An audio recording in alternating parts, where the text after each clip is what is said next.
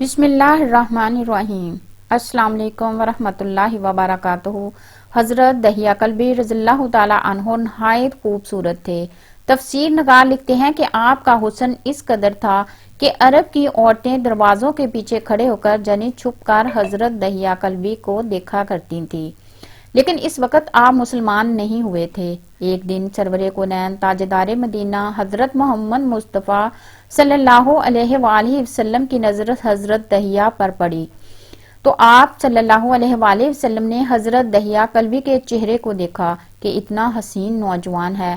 آپ نے رات کو اللہ تعالیٰ کی بارگاہ میں دعا مانگی، یا اللہ اتنا خوبصورت نوجوان بنایا ہے، اس کے دل میں اسلام کی محبت ڈال دے، اسے مسلمان کر دے، اتنے حسین نوجوان کو جہنم سے بچا لے۔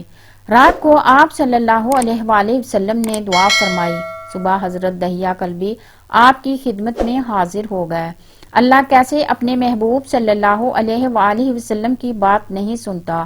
حضرت دہیہ کلبی رضی اللہ تعالیٰ عنہ کہنے لگے، اللہ کے رسول آپ کیا احکام لے کر آئے ہیں؟ آپ صلی اللہ علیہ وآلہ وسلم نے فرمایا، میں اللہ کا رسول ہوں اور اللہ واحد ہے، اس کا کوئی شریک نہیں۔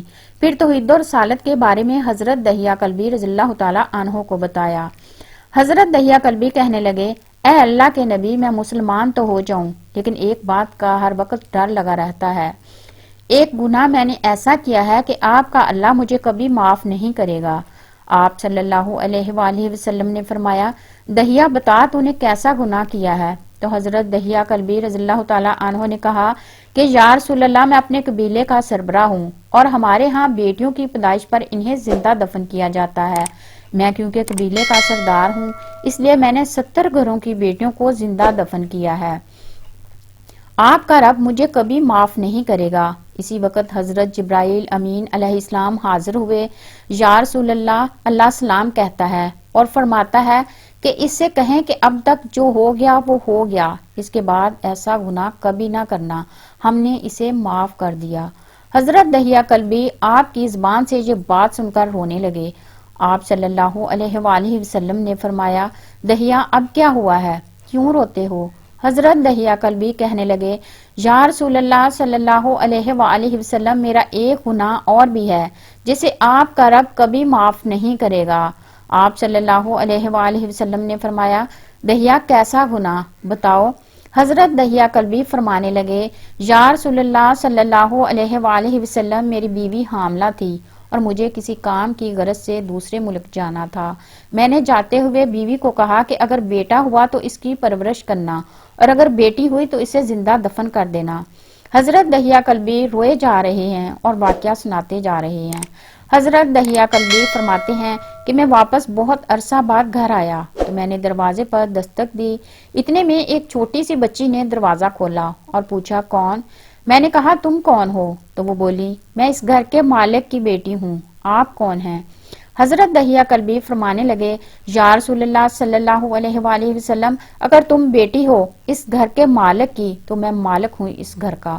یا رسول اللہ صلی اللہ علیہ وآلہ وسلم، میرے منہ سے نکلنے کی دیر تھی کہ چھوٹی سی اس بچی نے میری ٹانگوں سے مجھے پکڑ لیا اور کہنے لگی، بابا بابا آپ کہاں چلے گئے تھے؟ بابا میں کس دن سے آپ کا انتظار کر رہی ہوں۔ حضرت دہیہ کلبی رضی اللہ تعالیٰ عنہ روئے جا رہے ہیں اور فرماتے ہیں، اللہ کے نبی صلی اللہ علیہ وآلہ وسلم، میں نے بیٹی کو دھکا دیا اور جا کر بیوی سے پوچھا، یہ بچی کون ہے؟ بیوی رونے لگ گئی اور کہنے لگی، دہیہ یہ تمہاری بیٹی ہے۔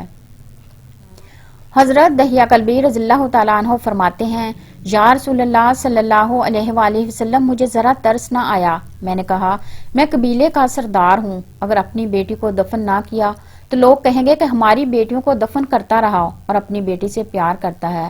حضرت دہیہ کلبی کی آنکھوں سے اشک زار و قطار نکلنے لگے اور کہنے لگے کہ یا رسول اللہ، وہ بہت خوبصورت اور حسین تھی، میرا دل کر رہا تھا اسے سینے سے لگا لوں، پھر سوچتا تھا کہیں لوگ بعد میں یہ باتیں نہ کہیں کہ اپنی بیٹی کی باری آئی، اسے زندہ دفن کیوں نہیں کیا۔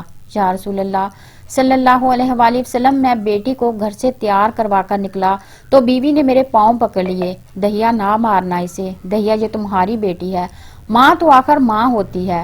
حضرت دہیا کلبی روتے ہوئے فرماتے ہیں، میں نے بیوی کو پیچھے دھکا دیا اور بچی کو لے کر چل پڑا۔ راستے میں میری بیٹی نے کہا، بابا مجھے نانی کے گھر لے کر جا رہے ہو؟ بابا کیا مجھے کھلونے لے کر دینے جا رہے ہو؟ بابا ہم کہاں جا رہے ہیں؟ حضرت دہیا کلبی روتے جاتے ہیں اور واقعہ سناتے جا رہے ہیں، یا رسول اللہ میں بچی کے سوالوں کا جواب ہی نہیں دیتا تھا۔ وہ پوچھتی جا رہی تھی، بابا کدھر چلے گئے تھے؟ کبھی میرا منہ چومتی تھی، کبھی میرا پسینہ صاف کرتی، میں خود اس کی قبر کھودنے لگ گیا۔ آقا کریم دہیا کی زبان سے واقعہ سنتے جا رہے ہیں اور روئے جا رہے تھے۔ حضرت دہیا کلبی فرمانے لگے، یا رسول اللہ میری بیٹی نے جب دیکھا کہ میرا باپ دھوپ میں کام کر رہا ہے، جب اس نے مجھے دھوپ میں کام کرتے ہوئے دیکھا تو اٹھ کر میرے پاس آئی، اپنے گلے میں جو چھوٹا سا دوپٹہ تھا وہ اتار کر میرے چہرے سے ریت صاف کرتے ہوئے کہتی ہے، بابا آپ دھوپ میں کیوں کام کر رہے ہیں؟ چھاؤں میں آ جائیں۔ بابا یہ کیوں کھود رہے ہیں؟ اس جگہ بابا گرمی ہے، چھاؤں میں آ جائیں بابا۔ اور ساتھ ساتھ میرا پسینہ اور مٹی صاف کرتی جا رہی ہے، لیکن مجھے ترس نہ آیا۔ آخر جب قبر کھود لی تو میری بیٹی میرے پاس آئی، میں نے دھکا دیا، وہ قبر میں گر گئی اور میں ریت ڈالنے لگ گیا۔